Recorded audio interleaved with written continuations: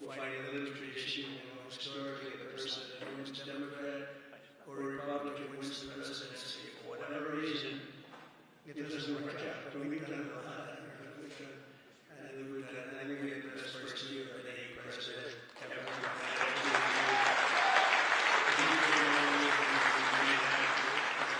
So we have hard work, and we're making America great again, and we're doing it much faster than we thought. It's better, stronger, and our country's doing really well. I mean, at a level that nobody thought. We took a little excursion because we felt we had to do that to get rid of some people. And I think this is going to be a short-term excursion. How good is our military?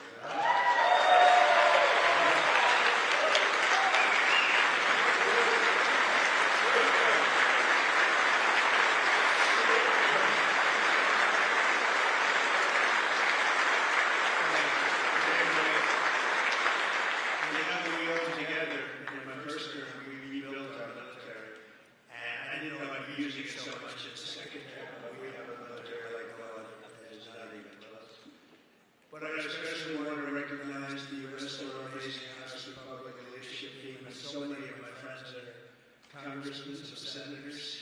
We have some great people in this room. But including Majority Leader, a real brave guy, because I know the real story. I was there the night with him in the hospital when he was given a very small chance of living by a doctor who was very good, by a wife who was desperately in love with him. She cried so much. Because I see the other two, I see guys at the end of the line, the wives aren't exactly shaken up.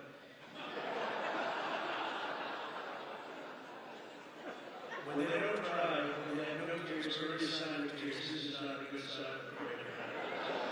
But he must have been great because she was just devastated. She was going to lose her guy. But it worked out that the doctor said more blood was put into him than we've ever seen. He was in big trouble. I looked at him that night and I said goodbye to him. But he made it. He was brave. But look at the way he fought back from so many people.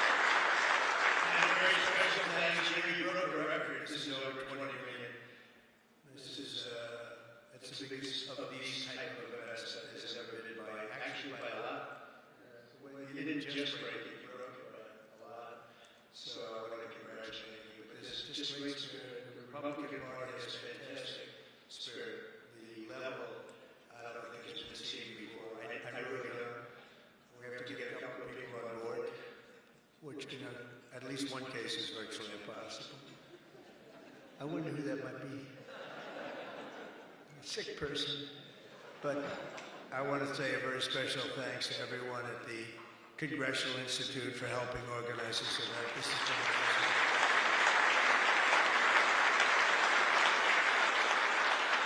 And over the past 9 days, we've been reminded of how vital our Republican majorities are. And it's America's future. We're really fighting because these people, you saw the other night at the State of the Union, you saw these people. They wouldn't stand for a mother who just lost her daughter by having her throat slit from behind. They wouldn't stand for the helicopter pilot who just got the Congressional Medal of Honor for landing safely in Venezuela, a helicopter with a lot of soldiers on that helicopter. And he was able to land it safely, and his leg was practically ripped off.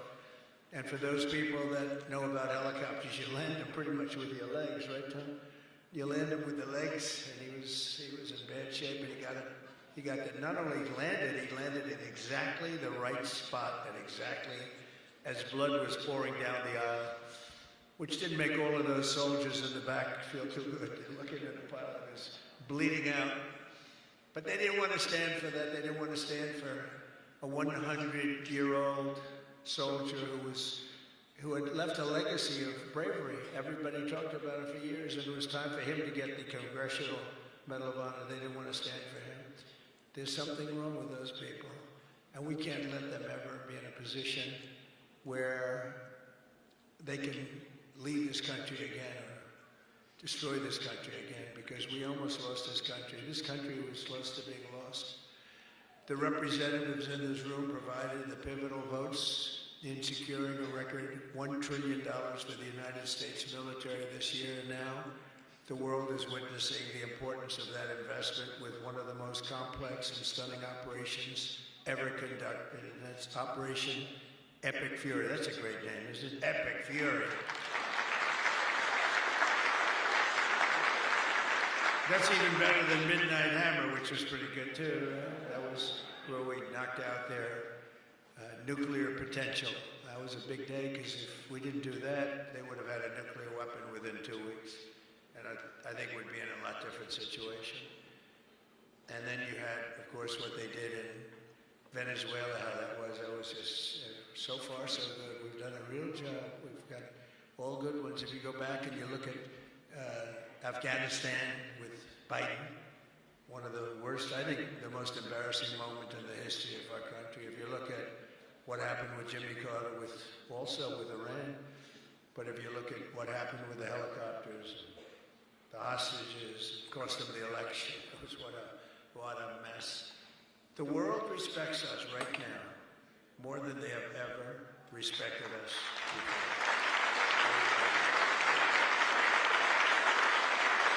And because of Republicans, you people in Congress, the United States has by far the strongest and most powerful military on the face of the earth. We're the strongest military anywhere on the earth, and now everybody understands it. Together with our Israeli partners, we're crushing the enemy in an overwhelming display of technical skill and military force. Iran's drone and missile capability is being utterly demolished. The Navy is gone. It's all lying at the bottom of the ocean. 46 ships, can you believe it? In fact, I got a little upset with our people. I said, what quality of ship? Excellent, sir. Top of the line. I said, why did we just capture the ship? We're going to use it. Why didn't we sink them? He said, it's more fun to sink them. I said, they like sinking them better. They say it's safer to sink them. I guess it's probably true. But think of it, we knocked out 46, it actually took 3.5 days. Their terrorist leaders are gone. We're counting down the minutes until they will be gone. Think of it, we had leaders, and they're gone. Then we had new leaders, and they're gone. And now nobody has any idea who the people are that are going to be the head of the country. And will not relent until the enemy is totally and decisively defeated. And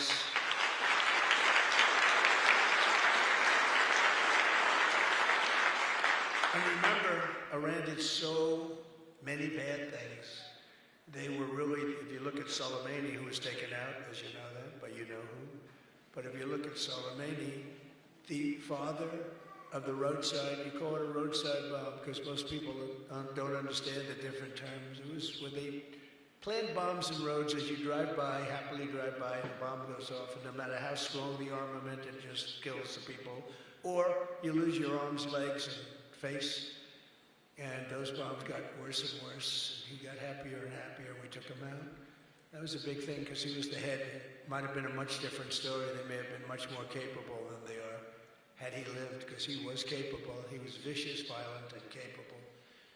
But we got rid of him first term, and we did so many things. I mean, we've done so many things, but as you know, on Saturday, I traveled to Dover Air Force Base to be with the families of 6 fallen warriors as they returned to American soil. And I know that everyone in this room joins me in sending our prayers and eternal gratitude to the families of those great heroes. Those families are incredible families. Devastating to be. Hardest thing to do. You know, I've done it a lot. The hardest thing to do is to go to Dover, because Dover is where, for the most part, a lot of the fallen, the warriors, the great young people that have died in war, they seem to mostly go to Dover. They come home to Dover. Dover does a great job of handling things. They have men assigned to the family. They have men and women that are incredible assigned to the families. It's a beautiful thing, but it's also a very sad thing.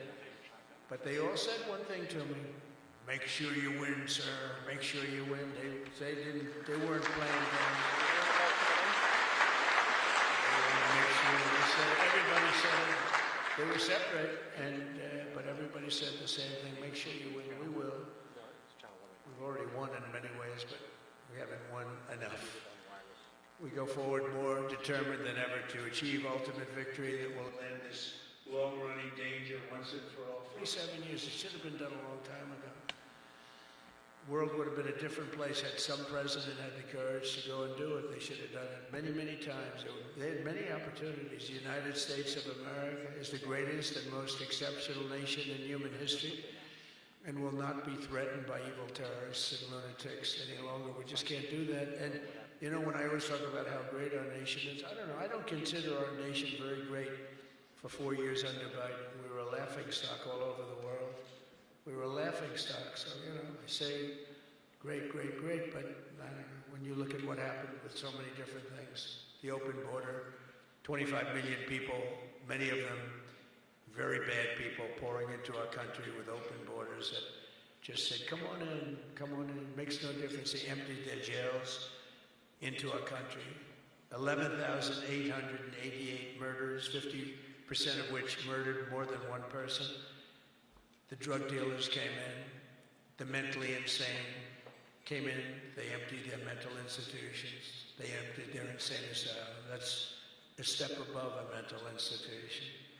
They emptied them all right into our country, and we've done a great job of doing what we've done. Think of it, we have the lowest crime rate that we've ever had. We have the lowest murder rate in 125 years, and we're saddled with all of the problems of the criminals that were let in. You know, look, they're smart people. I know the people that run those countries, every one of them, and they're all streetwise, very smart, and I would do exactly the same thing.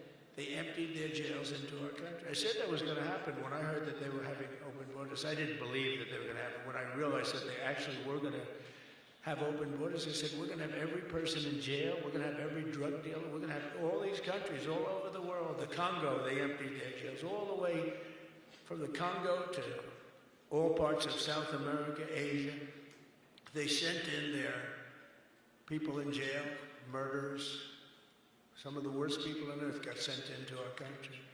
And I'll tell you what, ICE is unbelievable, what they have to put up with and how tough they have to be.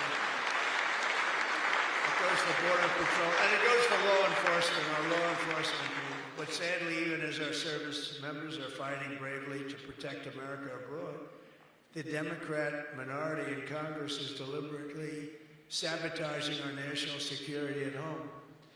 And you're going through it right now, fellas. When you're going through, it's not even believable. You know, we should be very safe right now, especially when we're attacking somebody that's evil, bad intention. But last week, 53 House Democrats voted against a resolution affirming that Iran remains the world's #1 state sponsor of terror. Who the hell would do that? I mean, almost every act, whether it's Hamas or Hezbollah, no matter what, you take a look, it's Iran or Iran sponsored. And even more outrageously, as we speak, Democrats have shut down the Department of Homeland Security. They've got it shut down, do you believe it? Right now. Because they care more about amnesty for illegal alien criminals than about protecting the lives of American citizens. I mean, take a look at it. The American citizen is being scoffed at by Democrats. It doesn't make sense. None of this stuff makes sense to me, you know, when they sat and they wouldn't stand up for incredible people. They just refused to clap, stand up. By the end of the speech, by the way, they were all standing because somebody was passing a note. You people are getting killed tonight. They were all, they'd stand up for everything I was saying. At the end, that last half hour, they were standing up for things that they shouldn't have stood up for. because they got the word, you're getting killed tonight. Stand up and clap for the woman that just lost her daughter, please, to a violent criminal. But Democrats must vote immediately to reopen the Department of Homeland Security so that we have the resources to keep America safe.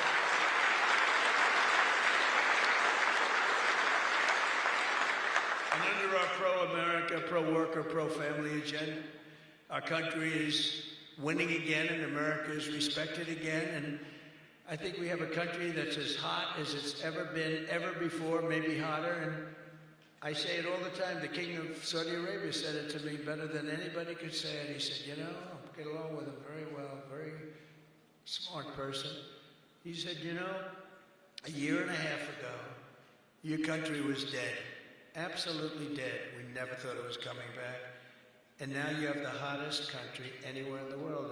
We're the hottest country anywhere in the world, by far. And that's before we showed off our military strength with Venezuela and now with Iran. You know, Iran was supposed to be this big, powerful country. We wrapped the hell out of them. And, you know, I don't know when they cry uncle, but they should have cried it 2 days ago, right? But they don't have anything left. In our country, inflation is plummeting. Incomes are rising. The economy is surging. Our border is the most secure at any time in American history. And the murder rate is the lowest in 125 years. That's before my father was born. My father was born 6 years later than that. I don't know if he'd like me to say that. He never liked to talk about his age. He said, don't talk about that. But think about it, 125 years ago, 1900, the year 1900. The stock market has set 53 all-time record highs since the election, and it's going to go a lot higher as soon as we get rid of this stuff that we're doing right now, that we really had no choice. I mean, I asked people, I said, would you rather do this or would you rather go along nice and smoothly, but eventually have a catastrophe the likes of which perhaps the world has never seen? And just about everybody says, except for lunatics, said, no, you had to get it done. Should have been done a long time ago. The average 401k is up almost $35,000. Think of that. It's at the best they've ever done. And I think you're going to see some real numbers when this gets, because this was always a dark cloud hanging over not only Israel, which was going to get wiped out. You know, if we didn't do that B-2 attack, Israel would have been wiped out. They would have had a nuclear weapon within 2 weeks after that. And even now, I think they were looking to take over the Middle East, because when you look, and we have pretty good proof, all of those missiles that were so stupidly aimed at Qatar, Saudi Arabia, UAE, they were all aimed, and others, at countries that were sort of, leave us alone. They were all right, they were sort of neutral, but they weren't doing it. All of a sudden, they're getting hit with missiles. And they could have gone one of two ways. They could have gone toward their side, like, we're with you, or they could have gone with our side, and they really went with our side, and they've helped us, and they've been a big force. But they got hit, but they were going to be hit with us. Had we not done the B-2 raid, and if we not done this one, where we said, no, it's time to go in, we have to go in, we have no choice. Number one, if we didn't go in, they would have come in after us, because I see the Democrats trying to justify it, and they're failing because the voter on the street is saying, you've got to be kidding. But I see where they're going, where they're always saying, no, there was no reason. Well, I'll give you the best reason of all. Within a week, they were going to attack us, 100%. They were ready. They had all these missiles, far more than anyone thought. And they were going to attack us. But they were going to attack all of the Middle East and Israel. And if they had a nuclear weapon, they would have used it on Israel. And this was going to be a major attack. And they had all of those missile sites and all those launchers that we got rid of, about 80% of them right now, by the way. Got rid of most of it. You don't see it's died down to a trickle. There are very few launches left. What our military has done is amazing. They wiped out almost 20%, maybe 22, 23%, but the rest are going very quickly. And the missiles have been largely knocked out. The drones have been knocked down, and we're hitting where they make the drones. We know them all, and we're knocking the hell out of that now where they manufacture the drones. A lot of work, a lot of brilliant work, but we're going to have a much safer world as soon as it's finished. It's going to be finished pretty quickly. With the help of our House Republican majority, we passed the largest tax cuts in American history. We have to be talking about it.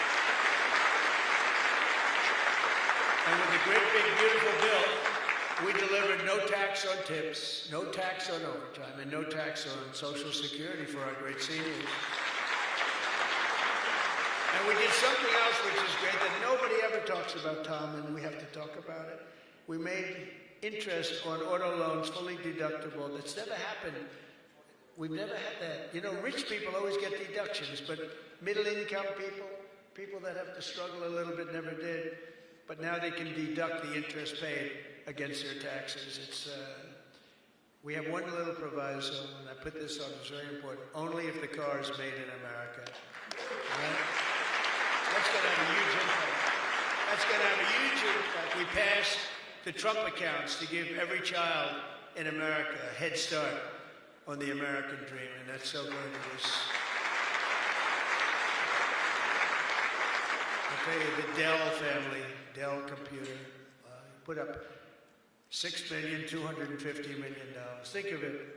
Started with very little, nothing, very little. Started making computers on his bed. And he said, yeah, people started liking them better than the ones from the store. And he never stopped. And he can write a check for $6,250,000,000. He said, and his incredible wife, Susan, they said it's the best thing they've ever done. He's so proud. He's going to do it again. Going to do more. And we have a lot of other people. A lot of very rich people are doing it. A lot of people that aren't so rich are doing it. They're doing it for their kids, but it's turning out. So a young child turns 18 or 21, and all of a sudden they have $100,000 in the bank. What a difference that is between having that and having nothing. And it could be more than that. It could be a lot more, depending on what happens with the world. And we passed 100% expensing and bonus depreciation on all new equipment, factory construction, investments, and that's what made our first term. We had the greatest economy in the history of our country in the first term, and this one's going to blow it away.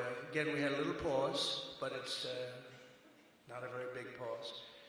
With your help, we also passed the largest regulation cuts in American history, ending the Green New Scam, one of the greatest scams in history, and massively increasing production of American oil, natural gas, and clean, beautiful coal. We brought coal back. You're not allowed to say coal without clean, beautiful. Got to be clean, beautiful.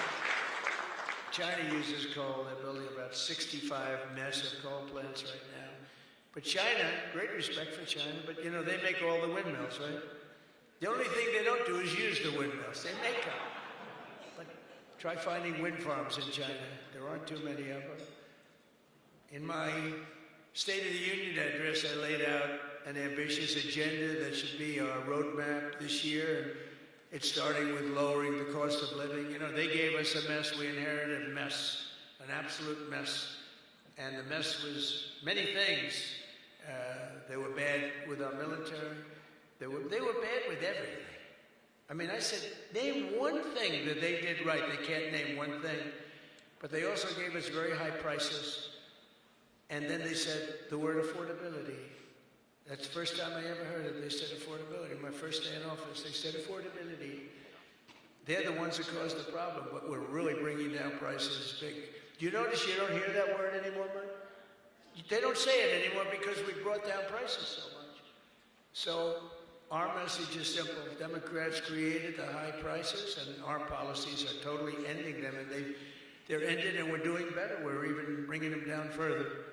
They'll be way down, and we're bringing, you know, if you go back into the last period, I would say, I think it's 2.5 months, 1.7% inflation. 3 months, 1.45% inflation. Think of that.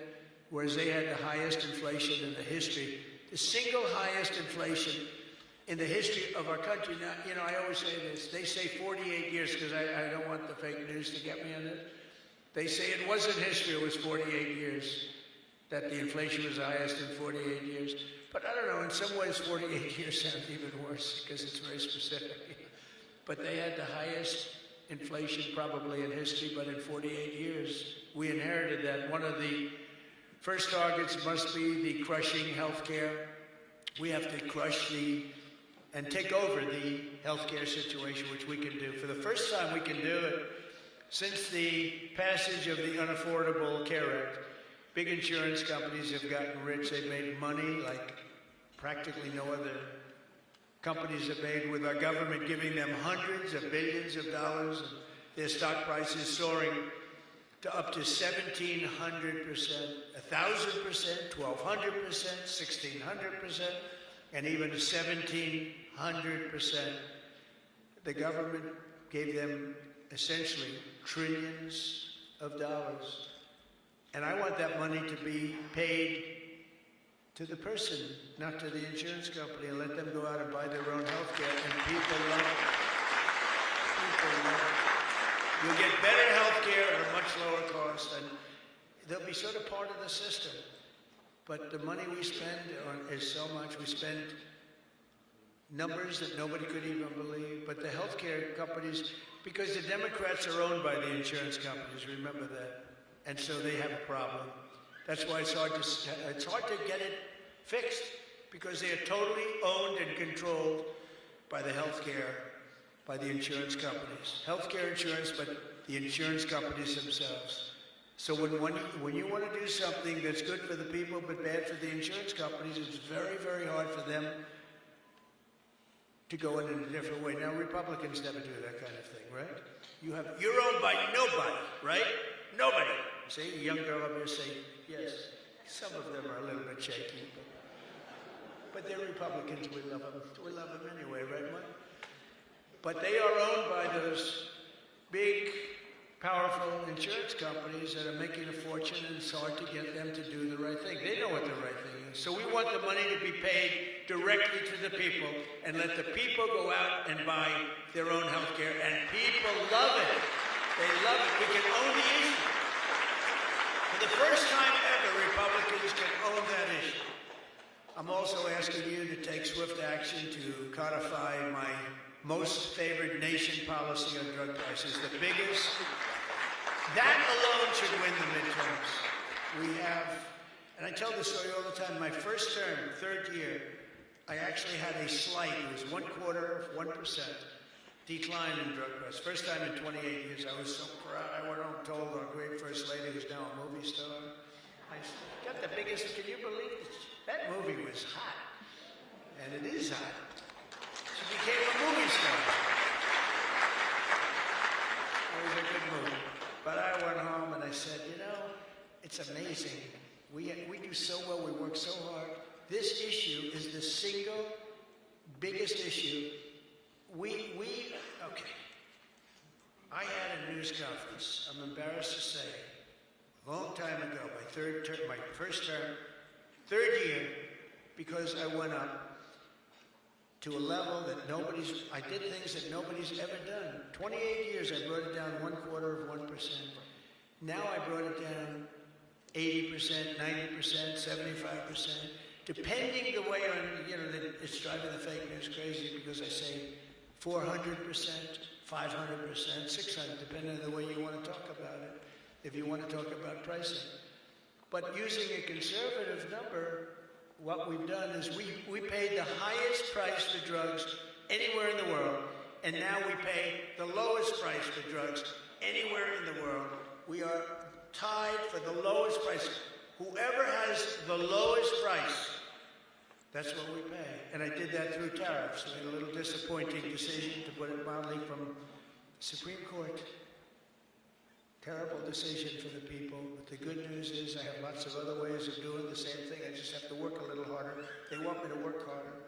But we're doing the same thing with a lot of work. But I used tariffs to get this, because I went to other countries. The drug companies were not easy, but I got them.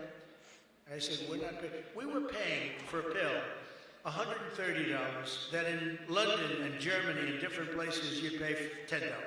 So we were paying 13 times more. They're paying $10, we're paying $130. And the drug companies, I called them in.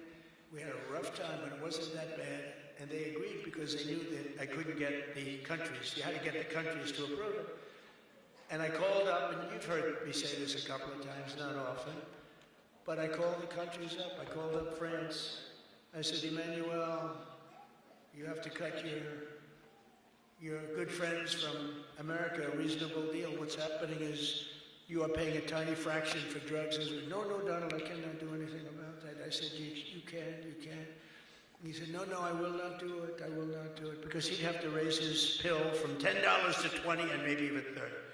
Ours would come down from $13, $130 down to $20. Think of that. From $130. That's what you're going to get. From $130 to $20.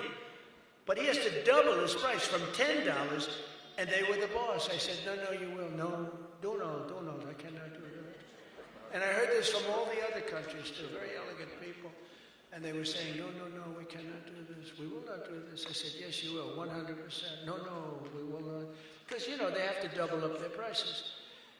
And I said, well, here's the story. If you don't do it, I'm going to put, in the case of Emmanuel, I said a 100% tariff on all wines and champagnes coming into the United States. No, Donald, you cannot do that. I said, I've already got the legislation. It's right in front of my desk. I'm going to sign it. Emmanuel, he said, Donald, I will agree to this. So he agreed. Everybody agreed. I got every country to agree. And now you've done something that no other president could have done. No, I don't want to brag. But, they've said this about a lot of things. No other president can do some of this shit I'm doing. No other president. The things I'm doing, nobody else is going to do it. They say it all the time, sir, could you do this? You're the only one can do it. But we got it done, and we got the countries to all go along. Because I said, if you don't do it, I'm going to raise your tariffs to 200%, to 150%, and that's 10 times more than I'm asking for. And every single one, if it took me 5 minutes, that was like a long time. I was doing badly with that one. So now we have most favored nation pricing into permanent law, and you should codify it. But I don't care that much about codifying it, because what politician is going to agree to increase drug prices by 500%, okay? So, but it's still good to have it codified, don't you agree? They're saying, sir, we have to codify it. And I said, that's okay, but I'm not. Other things you should codify. That I can tell you. This one, you should codify, because you want to take credit for it. You want to take credit for it. So if you can, please codify it, get out there and codify it. You're getting an 80%, 85%, 55%, 70% reduction in drug prices. Codify it. But if you don't, no president's going to raise it, in my opinion. Although they are crazy, these people are crazy. They could find a way. You better get it codified.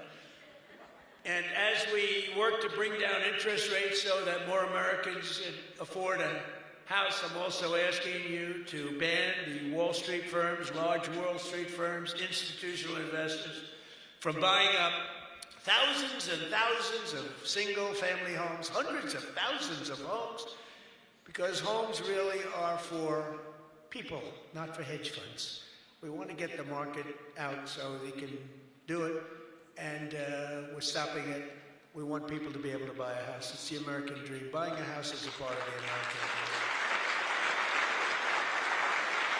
And we must also stand up for the safety of our citizens. One of my guests at the State of the Union was Anya Zuritska, the mother of a beautiful 23-year-old Ukrainian girl who was stabbed to death on a train in North Carolina by a deranged criminal, arrested more than a dozen times. And I had the mother, as you know, at the State of the Union, and she was devastated. Beautiful woman, devastated. Uncontrollably devastated, and we couldn't get one Democrat to even clap. The Republicans clapped and went wild, and they loved her. Not one Democrat in that whole room even thought about clapping. They sat there frozen-faced, disgusting. House Republicans should get every member of Congress on record and pass a tough new crime bill that imposes harsh penalties for dangerous repeat offenders, which this nut was, cracks down on rogue judges and prosecutors, and ends no cash bail once and for all. No cash bail is a big part. I mean, you have a man murder somebody, and by that afternoon he's out on bail. No cash bail. It's a huge problem. We also need to end deadly sanctuary cities, and you have bills before you now, and you're working on things, but hopefully you can do that, Mike. because it's terrible. They're sanctuary for criminals. That's all they are, sanctuary for criminals. They fight ICE all the time. That was the problem up in Minnesota. They had a lot of criminals in there. They wouldn't give it to us. And to stop illegal aliens who cannot even speak English from driving 18-wheel tractor trailers. They have no idea what they're reading. I wouldn't be able to do it in their countries. There's arrows and there's speed limits. They have no idea what they're reading. And in many cases, they're on drugs on top of that. We need to ban any state from granting commercial driver's licenses to illegal aliens.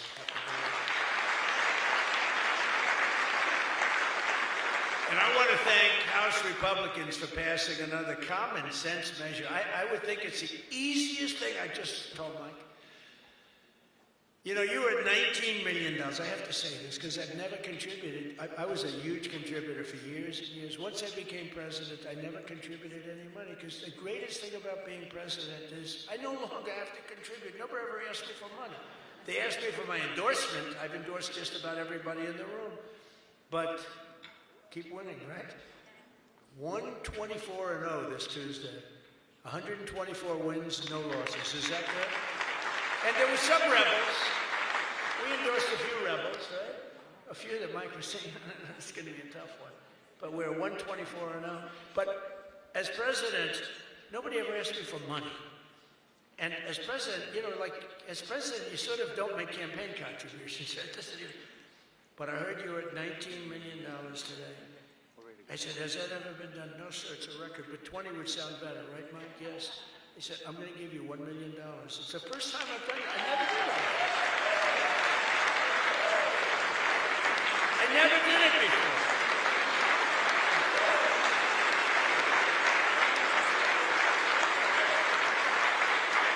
I never did it before. I never did it before.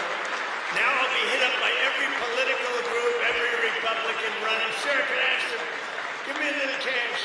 I'll have Emmer come up to me and say, how about a little cash for my campaign? I will no longer have the excuse that as president. Anyway, no, but we had to hit the 20, right? We had to hit the 20. That was a hell of a thing. You beat it by a lot. You beat the record, the previous record by a lot. But I want to thank House Republicans for passing another common sense measure, to me the easiest of all, the Save America Act, to protect our sacred American.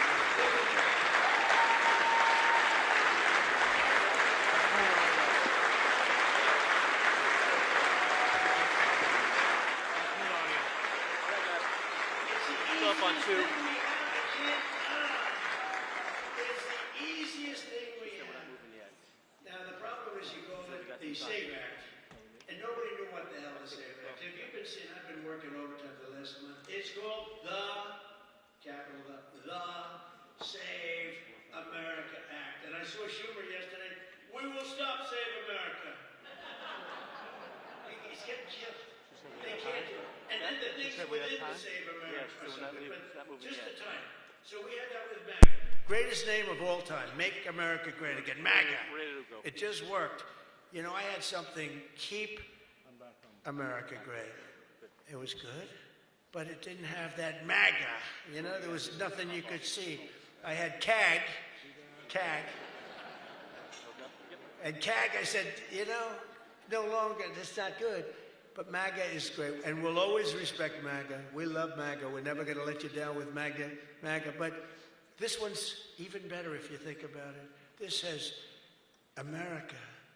We're going to save America. The Save America. How can they fight us? The Save America Act. And I've watched them. I watched Schumer, who's horrible. What a horrible politician. He is now a Palestinian officially.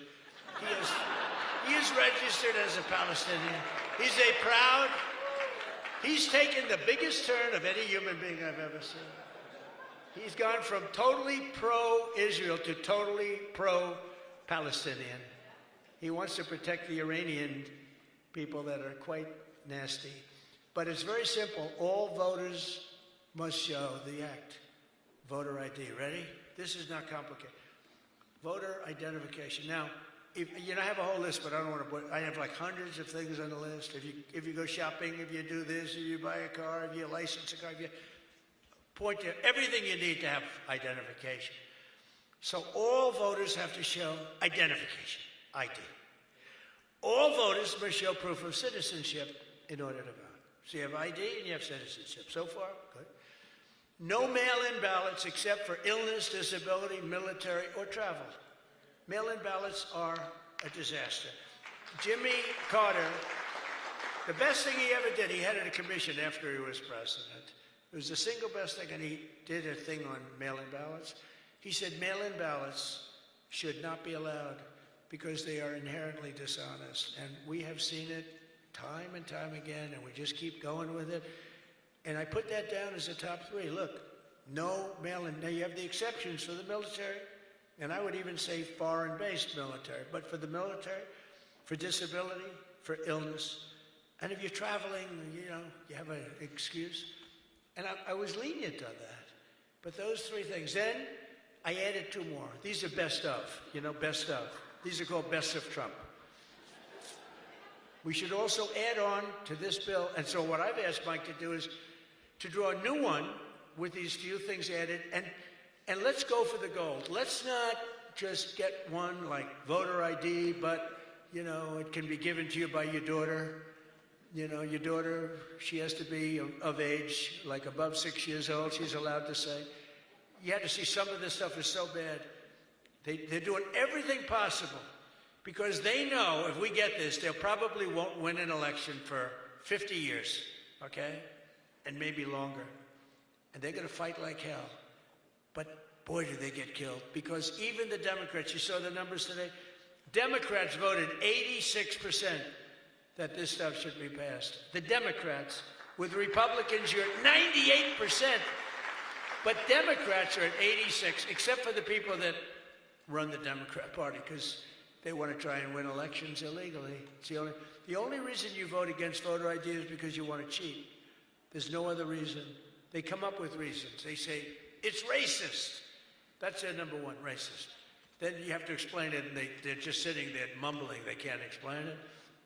And it's actually very insulting when they use the term racist. Very insulting to the people that they're trying to so-called defend, but they're not defending. Then I wanted to add 2 more to it because they're, I say 95%, maybe 100%. No men in women's sports, very simple. Add that in. And I wanted to add in one other, I'm not even adding in no open borders because, you know, there's some people that like open borders. These people are crazy, but that's okay. Because I want 5 things that are like close to 100%. No transgender mutilation surgery for our children.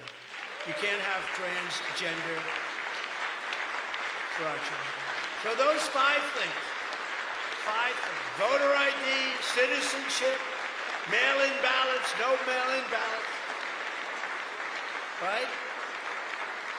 We don't want men playing in women's sports. That's got to be about close to 100%.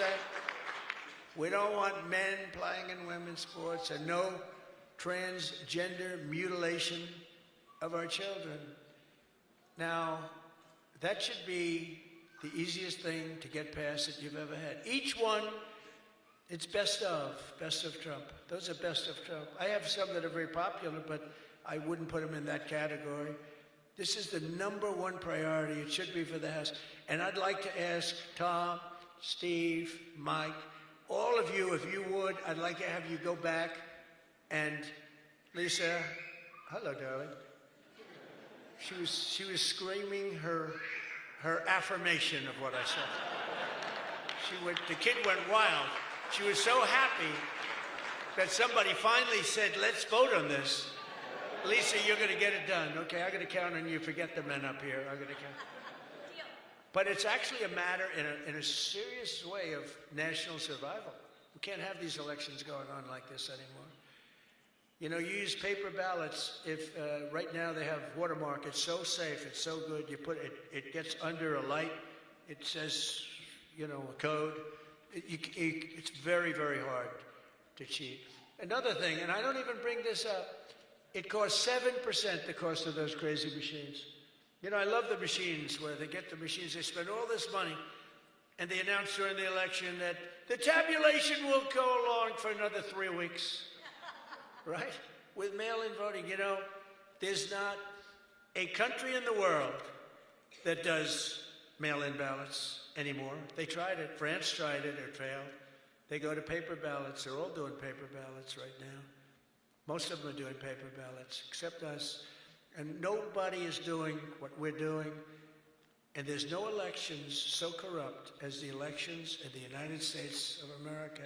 And we can solve them with this. And the reason I put those other two that have not much to do with it is because they are equally popular. And I think it might help us.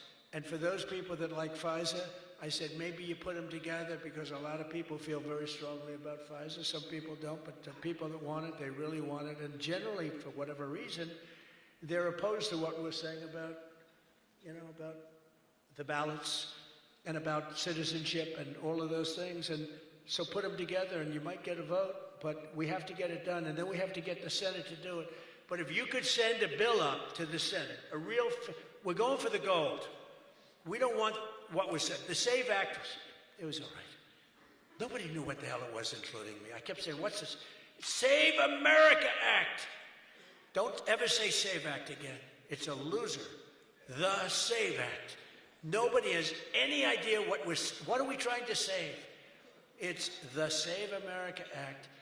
If you could send it up in full form, meaning just straight, I think the Senate has to approve it. I really do. I think, and they're going to have to go to the filibuster, and maybe it's going to be the talking filibuster like the old days. The great Jimmy Stewart, right? Remember the great movie, Jimmy Stewart? But they have to get it done, because if we don't get this done, if it takes you 6 months, I'm for not approving anything. I don't think we should approve anything until this is approved. And they can't win politically. Look, you have them in a corner, and they're listening to every word I'm saying. It doesn't matter, because they can't win it politically. Because when they say, we don't want voter identification, we don't want proof of citizenship, all these things are just losers for them. And they won't be able to withstand it. Just like at the State of the Union, they started clapping at the end. I said that. And the reason, because politically, you have to stand for these great people that were being. And the word came out from people watching it on television, you guys are getting killed. And this is an even bigger example. So if I could ask the people in this room to go for the gold. We're going for the gold. We're not going for the bronze. We're not going to sign a watered-down version like has been sent up there. Let's go for the gold, and let's just not accept anything else. I'll tell you what, I'm willing to just sort of say I'm not going to sign anything until this is approved. I really am. That's how bad it is. And we're going to have to push the Senate, because you have 4 or 5 senators that are, I don't know, 4 or 5 Republican senators. You'll have to explain them to me, but we're not going to get into that. But we're going to push them to get it done, because I don't think you can politically exist if you're not going to do voter ID and these things. I don't think the people in this country will stand for it. So I'm making my biggest plea tonight. It'll make you, and I'm not doing it for this reason at all, it'll guarantee the midterms. It'll guarantee the midterms. If you don't get it, big trouble, my opinion. If you get this, your midterms, and they know it. For 2 reasons. Number one, they won't be able to cheat. And number 2, the people are demanding it. Every time I go out, Save America, sir, Save America Act. We want the Save America Act, sir. That's all they talk about. They don't talk about housing.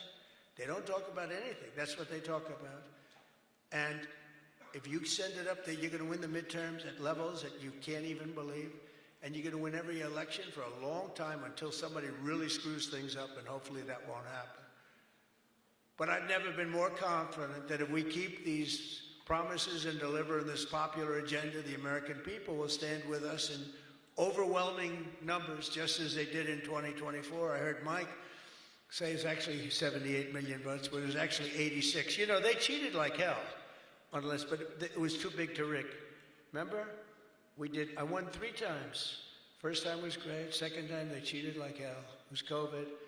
And their cheating was at an inspirational level. We can't let that ever happen again. And then they cheated again in the last election, but I went up. The term I used most was too big to rig. You got to go out, don't believe, because we had polls having us way up. I said, don't believe the polls, go out and vote. Make it too big to rig, and that's what happened. So a couple of races they cheated or they got away with it, a couple of Senate races, my opinion. But we have to make it too big to rig, and that's what we did. But we shouldn't have to win an election that way. You're going to have a hard time winning elections that way. So you got to get that passed. And if we fight, we will win, and we will make our country safer and stronger and richer and greater than it ever has been before. And I want to say, very importantly, because they would like you not to say this, because this is a terrible thing in their opinion to say, God bless you and God bless America. Thank you very much, everybody. Thank you very much.